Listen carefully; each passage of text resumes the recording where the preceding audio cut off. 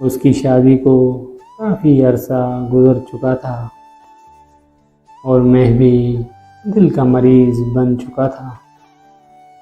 मेरी सांसें बार बार रुक जाती, तबीयत बिगड़ जाती। उस दिन भी दिल का दर्द हद से बढ़ गया। अम्मी ने दवाइयाँ दी, मगर दवाओं ने भी असर छोड़ दिया। आखिरकार मुझे सरकारी अस्पताल ले जाया गया डॉक्टर को दिखाने के लिए। जैसे ही हम अस्पताल पहुँचे, डॉक्टर ने कहा, मरीज़ को फ़ौरन बेड पर लेटाओ, इसके दिल का टेस्ट होगा। मैं बेड पर लेटा था कि अचानक मेरी नज़र एक लड़की पर पड़ी। वो सुर्ख जोड़े में बैठी थी, हाथ में आईफोन, पाँव में सैंडल, और वो डॉक्टर के साथ बात कर रही थी। मेरे दिल की धड़कन एक लम्हे को थम गई। हाँ, वो थी मेरी दुआ, वो दुआ जिसे मैंने रब से मांगा था, मगर नसीब ने किसी और का नाम लिख दिया। डॉक्टर ने रिपोर्ट देखकर कहा, केस बहुत सीरियस है। इसने मेरे बड़े भाई को साइड पर बुलाकर कुछ कहा और भाई की आंखों से बेअख्तियार आंसू बहने लगे। उसी लम्हे दुआ आगे बढ़ी, भाई के पास जाकर बैठी, और जैसे ही इसकी नज़र मुझ पर पड़ी, मेरी सांसें थम सी गईं। वो मेरे पास आई, मेरा हाथ पकड़कर रोते हुए बोली, अली, तुम ठीक हो ना? मैं खामोश था।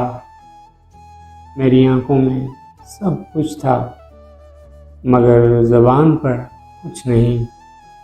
दुआ ज़ोर ज़ोर से रोती रही और कहने लगी, क्या तुम वाकई मुझसे इतनी मोहब्बत करते थे कि मेरे बिछड़ने के बाद दिल के मरीज़ बन गए?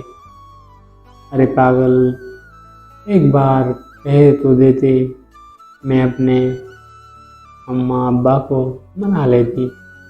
तुम्हारे सच्चे दिल के सामने सब हार जाते, मैं तुम्हें छोड़कर कभी ना जाती। फिर डॉक्टर ने फैसला सुनाया कि इसे फ़ौरन बड़े अस्पताल में रेफ़र करना होगा। घर वाले दौड़ते आए, मुझे स्ट्रेचर पर डालकर एम्बुलेंस की तरफ ले जाने लगे। दुआ साथ साथ चल रही थी, मेरे स्ट्रेचर को पकड़कर रोती जा रही थी। जब मुझे एम्बुलेंस पर लिटाया गया तो वो मेरी माँ के कदमों में गिरकर बोली, अम्मी, अली का ख्याल रखना, ये मासूम है, इसने कभी नहीं बताया कि वो मुझसे इतनी मोहब्बत करता है। अम्मी ने इसके आंसू साफ किए, इसके माथे को चूमा और कहा, बेटी दुआ करती रहना।